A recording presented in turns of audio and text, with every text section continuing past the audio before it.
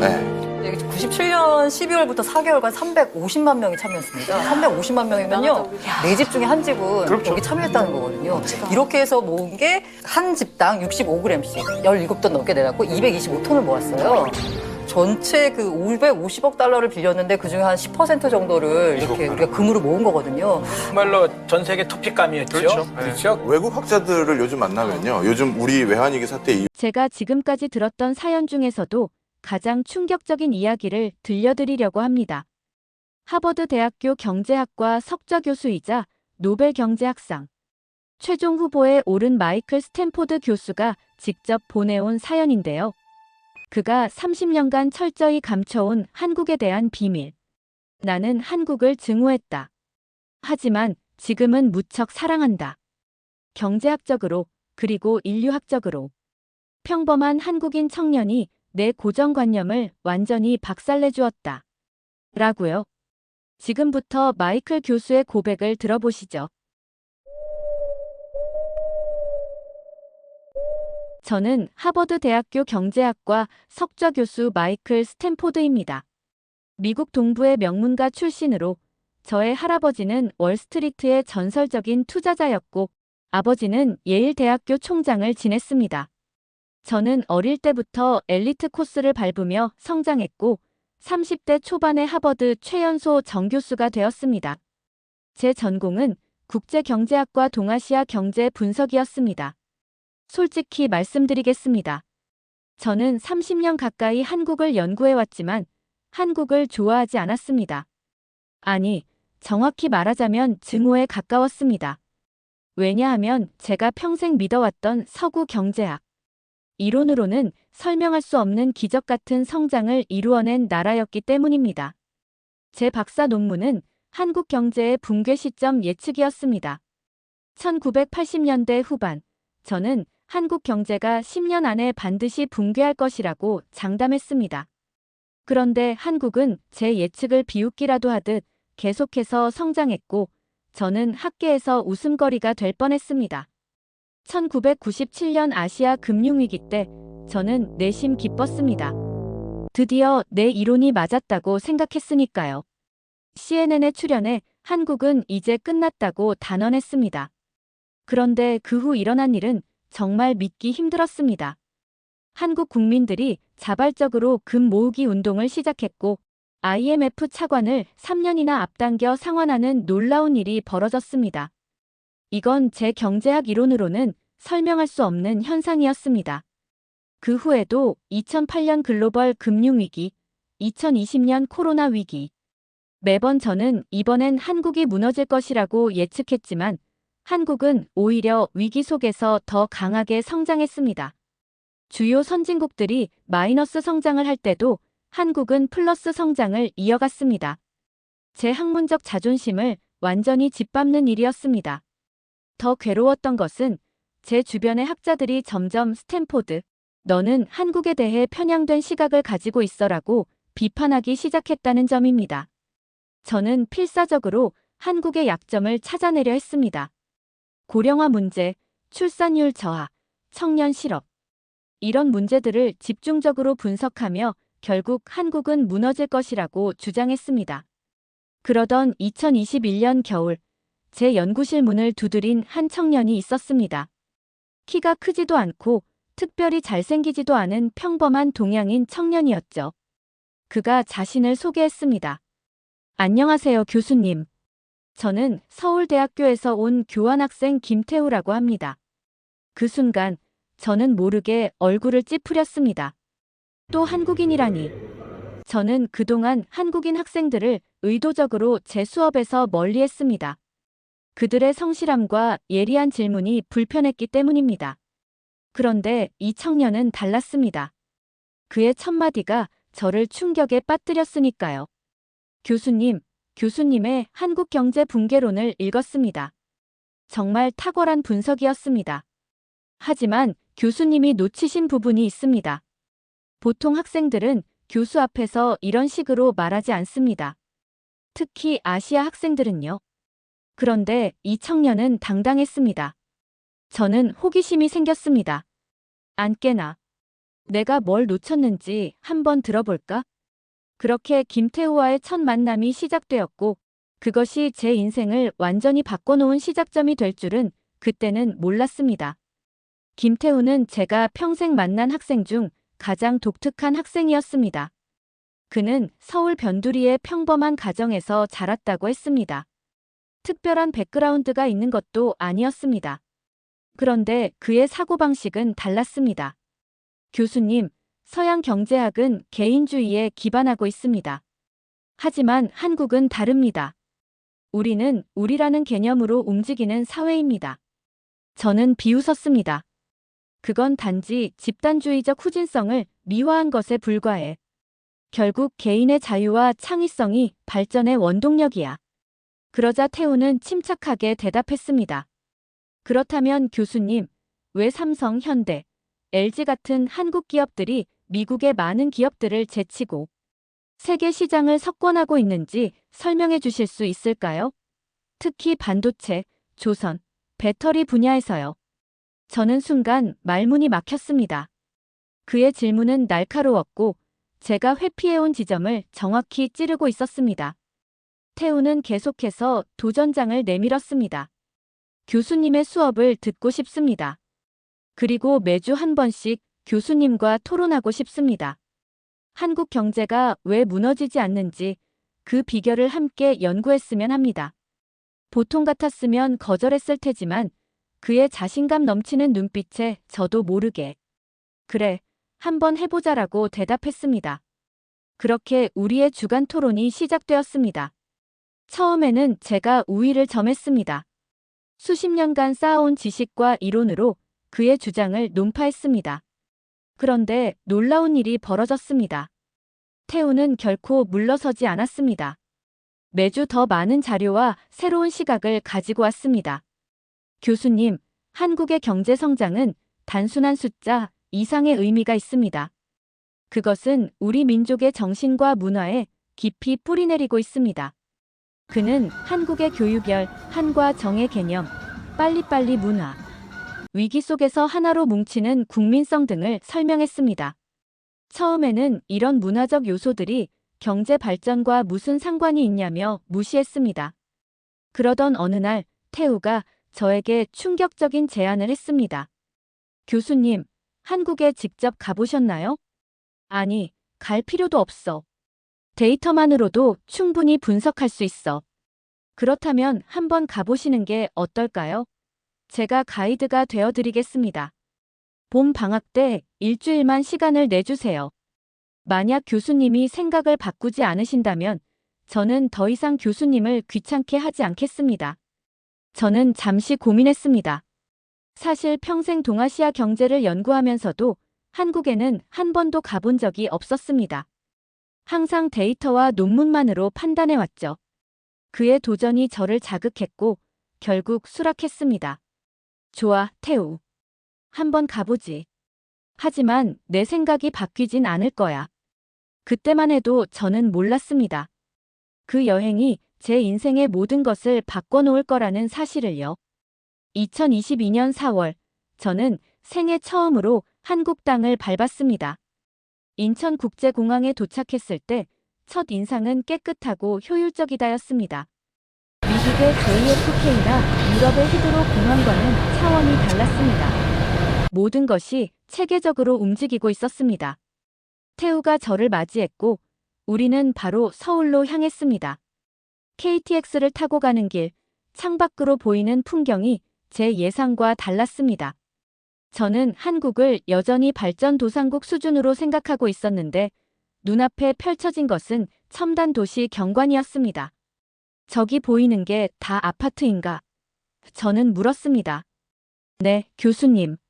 한국인의 약 70%가 아파트에 삽니다. 효율성을 중시하는 우리 문화의 한 단면이죠. 서울에 도착한 첫날, 태우는 저를 강남의 한 카페로 데려갔습니다. 그곳에서 그의 친구들을 만났는데 놀랍게도 모두 스타트업 CEO들이었습니다. 평균 나이 33세, 그들이 운영하는 회사의 가치는 이미 수천억 원을 호가했습니다. 우리는 실패를 두려워하지 않습니다, 교수님. 한국에서는 이제 빨리 실패하고 빨리 일어나라는 말이 유행이에요. 이건 제가 알던 한국이 아니었습니다. 제 머릿속의 한국은 권위적이고 보수적이며 변화를 두려워하는 사회였습니다. 그런데 제 앞에 앉아있는 젊은이들은 실리콘밸리의 혁신가들 못지않은 열정과 창의성을 갖고 있었습니다. 다음 날 태우는 저를 울산의 현대중공업으로 데려갔습니다. 세계 최대 조선소를 직접 본 것은 처음이었습니다. 거대한 선박들이 제작되는 과정은 그야말로 경이로웠습니다. 믿기 힘드시겠지만 60년 전 이곳은 완전한 폐허였습니다. 한국 전쟁 후 이 나라는 세계에서 가장 가난한 국가 중 하나였어요. 태우의 말에 저는 대답할 수 없었습니다. 한국 전쟁 후 폐허에서 시작해 이런 세계적인 산업 강국이 되기까지 데이터로만 보았을 때는 그저 숫자에 불과했지만 직접 눈으로 보니 그 변화의 스케일이 실감나게 다가왔습니다. 세 번째 날, 우리는 창원의 한 중소기업을 방문했습니다. 그곳에서 저는 또 다른 충격을 받았습니다. 직원 수 100명 정도의 작은 회사였지만 세계 시장 점유율 1위인 특수 부품을 생산하고 있었습니다. 우리는 작은 거인이라고 불립니다. 규모는 작지만 기술력만큼은 세계 최고죠. 그 회사의 CEO는 60대 중반의 노신사였습니다. 그는 자신이 40년간 오직 한 가지 부품만 연구해왔다고 했습니다. 실패한 적 없습니까? 제가 물었습니다. 수천 번 실패했습니다. 그러나 포기하지 않았습니다. 이게 한국인의 정신입니다. 그 말이 제 가슴에 꽂혔습니다. 수천 번의 실패에도 포기하지 않는 집념. 이것이 제가 데이터로는 볼 수 없었던 한국의 진짜 모습이었습니다. 네 번째 날, 태우는 저를 그의 부모님 댁으로 초대했습니다. 서울 외곽의 평범한 아파트였습니다. 그곳에서 저는 한국 가정의 교육열을 직접 목격했습니다. 우리 아버지는 공장 노동자셨고 어머니는 식당에서 일하셨어요. 두 분 다 대학을 나오지 못하셨지만 저와 제 동생에게만큼은 최고의 교육을 시키기 위해 모든 것을 희생하셨습니다. 태우의 부모님은 소박했지만 자녀 교육에 대한 열정은 대단했습니다. 저녁 식사 후 그의 어머니는 제게 놀라운 말을 했습니다. 교수님, 미국은 개인의 나라지만 한국은 가족의 나라입니다. 우리는 다음 세대가 더 나은 삶을 살기 위해 현재를 희생합니다. 이것이 한국이 빠르게 발전한 비결입니다. 그 순간 제 경제학 이론의 근간이 흔들리는 것을 느꼈습니다. 서구 경제학은 개인의 합리적 선택과 이기심을 기반으로 합니다. 그런데 여기 한국에서는 가족과 공동체를 위한 헌신이 경제 발전의 원동력이 되고 있었습니다. 마지막 날, 태우는 저를 판교 테크노밸리로 데려갔습니다. 그곳은 마치 한국판 실리콘밸리 같았습니다. 활기찬 스타트업들, 글로벌 IT 기업들의 연구소, 그리고 젊은 인재들로 가득했습니다. 10년 전 이곳은 그냥 평범한 농지였습니다. 지금은 한국 IT 혁신의 중심지가 되었죠. 저는 그저 말을 잇지 못했습니다. 일주일간의 한국 방문은 제 30년 학문적 가설을 완전히 무너뜨렸습니다. 이론과 데이터로만 판단했던 한국의 실체를 직접 보고 느끼니 제가 얼마나 편협한 시각을 가지고 있었는지 깨닫게 되었습니다. 서울로 돌아오는 길, 태우에게 물었습니다. 태우, 솔직히 말해봐. 너희 한국인들의 진짜 비결이 뭐야? 태우는 잠시 생각하더니 대답했습니다. 교수님, 그건 아마도 한국인들은 불가능을 모른다는 것일 겁니다. 우리는 항상 안 된다는 말보다 어떻게 하면 될까? 를 먼저 생각합니다. 그 말을 들으며 저는 처음으로 한국과 한국인들에 대한 존경심을 느꼈습니다. 그리고 제 평생의 연구가 얼마나 편향되어 있었는지 깊이 반성하게 되었습니다. 하버드로 돌아온 후 저는 깊은 고민에 빠졌습니다. 30년간 쌓아온 제 학문적 체계가 흔들리고 있었습니다. 한국에서 본 것들은 제가 알던 경제 이론으로는 설명할 수 없는 현상들이었습니다. 특히 위기 상황에서 오히려 더 빛을 발하는 한국 경제의 특성은 기존 서구 경제학 이론의 한계를 보여주는 것이었습니다. 제 연구실에 틀어박혀 한국에 관한 자료들을 다시 검토하기 시작했습니다. 이번에는 단순한 경제 지표뿐 아니라 문화, 역사, 사회학적 접근을 시도했습니다. 태우가 말했던 한과 정의 개념, 그리고 우리라는 공동체 의식이 경제 발전에 어떤 영향을 미쳤는지 연구했습니다. 흥미로운 패턴을 발견했습니다. 한국은 위기가 올 때마다 오히려 더 단단해지는 특성이 있었습니다.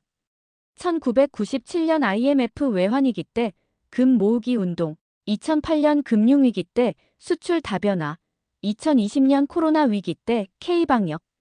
모두 위기를 기회로 전환시킨 사례들이었습니다. 한국 기업들의 특성도 새롭게 보이기 시작했습니다. 삼성, 현대, LG와 같은 대기업들은 단순한 이윤 추구를 넘어 국가 경제 발전에 대한 사명감을 가지고 있었습니다. 이런 기업가 정신은 서구의 개인주의적 자본주의와는 다른 형태였습니다. 더 놀라운 것은 한국의 교육 시스템이었습니다. 한국의 교육열은 세계 최고 수준이지만 그것은 단순한 개인의 출세를 위한 것이 아니라 가족과 국가의 발전을 위한 투자로 여겨진다는 점이었습니다. 태우에게 계속해서 질문을 던졌습니다. 그는 인내심을 가지고 제 모든 질문에 답해 주었습니다. 어느 날 저는 태우에게 가장 근본적인 질문을 던졌습니다. 태우, 너희 한국인들은 왜 그렇게 열심히 일하고 공부하는 거야? 그냥 편하게 살면 안 될까? 태우의 대답은 간단했습니다. 교수님, 우리는 역사적으로 너무 많은 고난을 겪어왔습니다. 식민 지배, 전쟁, 가난. 그래서 우리는 항상 더 나은 내일을 위해 살아왔습니다. 그리고 우리는 우리 자신만을 위해 사는 것이 아니라 우리 부모님, 자녀들, 그리고 국가를 위해 삽니다. 그의 말에 깊이 공감했습니다. 서구의 개인주의적 가치관으로는 이해하기 어려운 집단적 헌신과 세대를 초월한 책임감이었습니다. 몇 주 후, 저는 하버드 경제학과 세미나에서 처음으로 한국 경제 모델의 재해석이라는 주제로 발표를 했습니다. 동료 교수들은 저의 변화된 관점에 놀라움을 금치 못했습니다. 스탠포드, 당신이 한국에 대해 긍정적으로 말하다니 믿을 수 없군요. 무슨 일이 있었던 거죠? 한 동료가 물었습니다. 저는 직접 보고 느꼈습니다. 데이터와 이론만으로는 볼 수 없는 한국의 진짜 모습을요. 그 세미나 이후 많은 학자들이 저에게 한국에 대해 더 알고 싶다며 접근해 왔습니다. 저는 태우와 함께 한국식 경제 발전 모델에 대한 공동 연구를 시작했습니다. 우리의 목표는 단순히 한국 경제를 분석하는 것이 아니라 그 이면에 있는 문화적, 사회적, 역사적 요소들을 종합적으로 이해하는 것이었습니다. 연구를 진행하면서 제 학문적 시야가 넓어지는 것을 느꼈습니다. 경제는 단순한 숫자의 게임이 아니라 인간의 가치관과 문화, 역사가 복합적으로 얽힌 총체였습니다. 한국은 그 복잡한 방정식을 독특한 방식으로 풀어낸 사례였습니다. 태우, 나는 한국을 통해 경제학의 새로운 패러다임을 보고 있어. 이건 단순한 이론의 문제가 아니라 인간과 사회에 대한 더 깊은 이해의 문제야. 태우는 미소를 지으며 말했습니다. 교수님이 이제 진짜 한국을 보기 시작하셨네요. 2023년 초 우리의 연구는 새로운 국면을 맞이했습니다.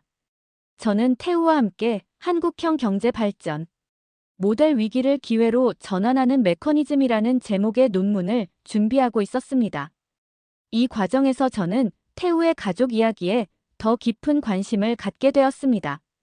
태우, 너의 할아버지 세대는 어떻게 전쟁의 폐허에서 다시 일어설 수 있었을까? 태우는 조용히 대답했습니다. 교수님, 우리 할아버지는 한국 전쟁 때 모든 것을 잃으셨어요. 가족, 집, 재산. 그런데도 포기하지 않으셨습니다. 자식들은 굶주리지 않게 하겠다는 한 가지 신념으로 살아오셨죠. 할아버지 세대는 자신의 행복보다 다음 세대의 행복을 먼저 생각했습니다. 이것이 한국의 발전 원동력이었습니다. 그의 말을 들으며 저는 제 할아버지를 떠올렸습니다. 월스트리트의 전설적인 투자자였던 제 할아버지는 항상 마이클, 돈을 많이 벌어서 너 자신을 위해 좋은 삶을 살아라라고 말씀하셨습니다. 개인의 성공과 행복을 최우선으로 여기는 가치관이었죠. 두 나라의 세대 간 가치관 차이는 경제 발전 방식의 차이를 만들어냈습니다. 미국은 개인의 자유와 창의성을 통해 발전했고, 한국은 가족과 국가를 위한 헌신을 통해 발전했습니다. 둘 다 소중한 가치였지만 서로 다른 길을 걸었던 것입니다. 결정적인 사건은 그로부터 몇 주 후에 일어났습니다. 태우가 갑자기 제 연구실로 뛰어들어왔습니다. 교수님, 믿기 힘든 소식이 있습니다. 태우는 떨리는 손으로 스마트폰을 보여주었습니다. 화면에는 최신 반도체 기술 개발 소식이 나와 있었습니다. 한국의 삼성이 세계 최초로 1나노 반도체 개발에 성공했다는 뉴스였습니다. 이건 불가능한 일이었습니다. 많은 전문가들이 물리적 한계 때문에 2나노 이하는 불가능하다고 했어요. 그런데 삼성이 해냈습니다. 저는 그 뉴스를 읽어내려갔습니다. 삼성의 연구팀은 10년간 수천 번의 실패 끝에 이 기술적 돌파구를 마련했다고 합니다. 그들은 포기하지 않고 불가능을 가능으로 바꾸어 놓았습니다. 그 순간 저는 뭔가 큰 깨달음을 얻었습니다. 이것이 바로 한국의 진정한 힘이었습니다. 불가능이라는 개념을 모르는 도전 정신, 실패에도 다시 일어나는 끈기, 그리고 다음 세대를 위한 헌신. 저는 결심했습니다. 제 평생의 연구 방향을 바꾸기로 한 것입니다. 더 이상 한국 경제의 붕괴 가능성을 연구하는 것이 아니라 한국식 경제 발전 모델이 세계에 주는 교훈을 연구하기로 했습니다. 태우, 내가 결정했어. 우리의 연구 방향을 완전히 바꾸자. 나는 이제 한국이 세계 경제에 어떤 새로운 모델을 제시할 수 있는지, 그리고 개발도상국들이 한국의 경험에서 무엇을 배울 수 있는지 연구하고 싶어. 태우의 눈이 빛났습니다. 정말인가요, 교수님? 그래. 지난 30년간 내가 얼마나 편협했는지 이제야 깨달았어. 내가 잘못된 질문을 던지고 있었던 거야. 한국이 왜 실패할까? 가 아니라 한국은 어떻게 성공했을까? 라고 물었어야 했어. 그날 밤, 저는 제 책상 앞에 앉아 새로운 제목의 책을 구상했습니다. 한국의 비밀 위기에 강한 경제 모델의 교훈. 이것은 제 학문적 인생의 전환점이었습니다. 새로운 연구를 시작한 지 석 달째 되던 날, 저는 태우에게 제안했습니다. 태우, 나 다시 한국에 가고 싶어. 이번엔 더 깊이, 더 다양한 측면을 보고 싶어. 태우는 기뻐하며 두 번째 한국 방문 일정을 계획했습니다. 2023년 여름, 우리는 3주간의 현장 연구를 위해 한국으로 떠났습니다. 이번에는 서울뿐만 아니라 부산, 대구, 광주, 제주도까지 다양한 지역을 방문했습니다. 대기업만이 아니라 중소기업, 스타트업, 연구소, 대학, 그리고 일반 가정들까지 폭넓게 만났습니다. 가장 인상 깊었던 것은 광주의 한 중소기업이었습니다. 직원 수십 명 남짓한 이 회사는 특수 금속 가공 기술로 세계 시장의 70%를 점유하고 있었습니다. 우리는 1997년 IMF 외환위기 때 거의 파산했습니다. CEO가 말했습니다. 하지만 직원들이 자발적으로 급여 삭감을 제안했고 모두가 함께 위기를 이겨냈습니다. 그 후 우리는 더 강해졌죠. 부산에서는 세계 최대 규모의 스마트 항만을 보았습니다. 자동화 시스템으로 운영되는 이 항만은 인공지능과 로봇 기술의 집약체였습니다. 10년 전만 해도 이런 기술은 상상할 수 없었습니다. 항만 관리자가 설명했습니다. 하지만 우리는 미래를 위해 과감히 투자했고 지금은 세계 최고의 효율성을 자랑합니다. 대구에서는 섬유 산업의 혁신적인 변화를 목격했습니다. 전통적인 섬유 생산지였던 대구는 이제 첨단 기능성 소재의 메카로 변모하고 있었습니다. 우리는 값싼 중국 제품과 경쟁할 수 없었습니다. 섬유협회 회장이 말했습니다. 그래서 완전히 다른 길을 택했습니다. 고부가 가치, 고기능성 소재 개발로 방향을 전환했죠. 제주도에서는 친환경 에너지와 스마트 관광의 융합을 보았습니다. 탄소 중립을 향한 한국의 노력이 실제로 이루어지고 있는 현장이었습니다. 세계가 주목하는 건 단순한 경제 성장이 아닙니다. 제주도청의 한 공무원이 말했습니다. 지속 가능한 발전. 이것이 한국의 새로운 목표입니다. 3주간의 여정을 마치고 저는 태우에게 진심을 털어놓았습니다. 태우, 나는 이제 알겠어. 한국의 진정한 힘은 숫자로 측정할 수 없는 것에 있어. 그것은 불굴의 의지, 위기 속에서 하나로 뭉치는 단결력, 그리고 미래를 위한 끊임없는 혁신 정신이야. 태우는 고개를 끄덕였습니다. 교수님이 이제 한국의 진정한 모습을 보셨군요. 하버드로 돌아온 후 저는 제 연구실의 모든 자료를 재검토했습니다. 30년간 쌓아온 데이터, 그래프, 분석.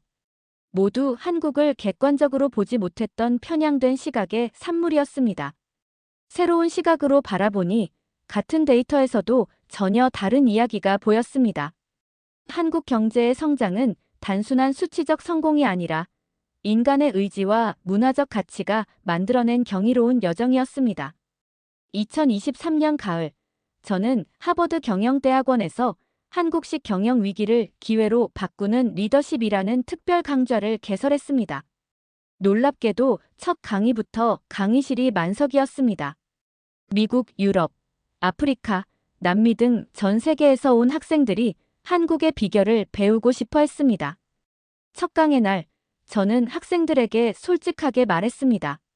여러분, 제가 30년간 한국 경제를 연구해왔지만 사실 저는 한국을 잘못 이해하고 있었습니다. 데이터와 이론만으로는 볼 수 없는 것들이 있습니다.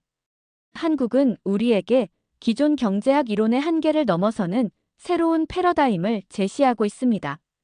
그리고 태우를 제 강의의 공동 강사로 초빙했습니다. 그는 한국 기업들의 위기 관리 사례와 혁신 전략을 생생하게 전달했습니다. 학생들은 한국의 이야기에 깊이 매료되었습니다.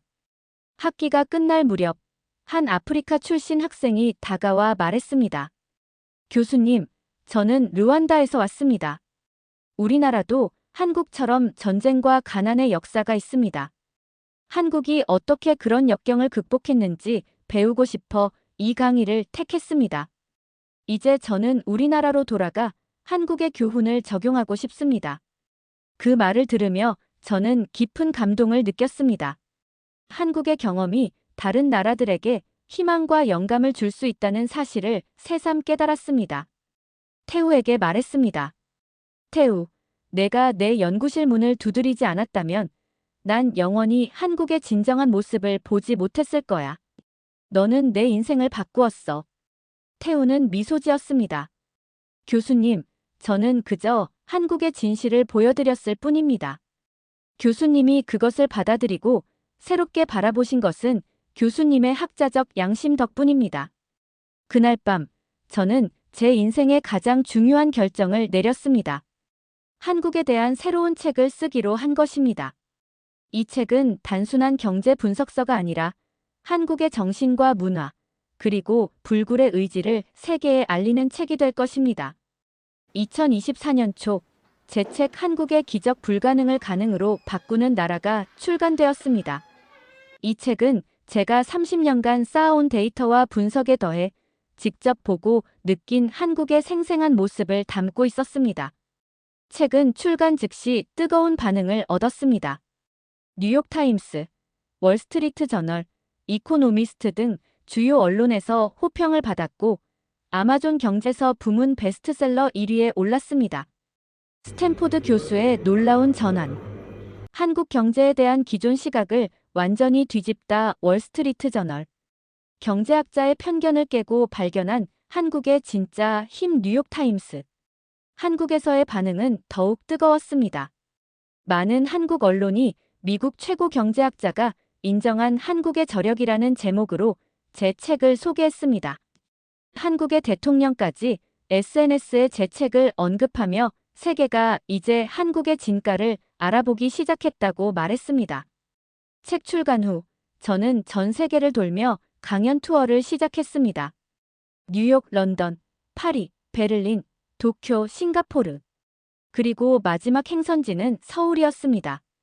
O 서울에서의 projeto Juntos 강연은 Educar, que 특별했습니다. premia todas as 2,000명 수용 규모의 강연장이 가득 찼고 입장하지 못한 사람들을 위해 외부에 대형 스크린이 설치되었습니다. 강단에 올라 청중을 바라보며 저는 깊은 감동을 느꼈습니다. 3년 전만 해도 저는 한국을 무시하고 경시했습니다. 그런데 지금은 한국인들 앞에서 그들의 성취와 정신을 칭송하는 강연을 하고 있었습니다. 여러분, 저는 30년간 한국 경제가 실패할 것이라고 예측했던 경제학자입니다. 하지만 오늘 저는 그 예측이 얼마나 잘못되었는지, 그리고 제가 얼마나 편협했는지 인정하기 위해 이 자리에 섰습니다. 청중들은 조용히 제 말을 경청했습니다. 한국은 경제학 교과서를 다시 쓰게 만든 나라입니다. 여러분은 불가능을 가능으로 바꾸는 놀라운 능력을 가지고 있습니다.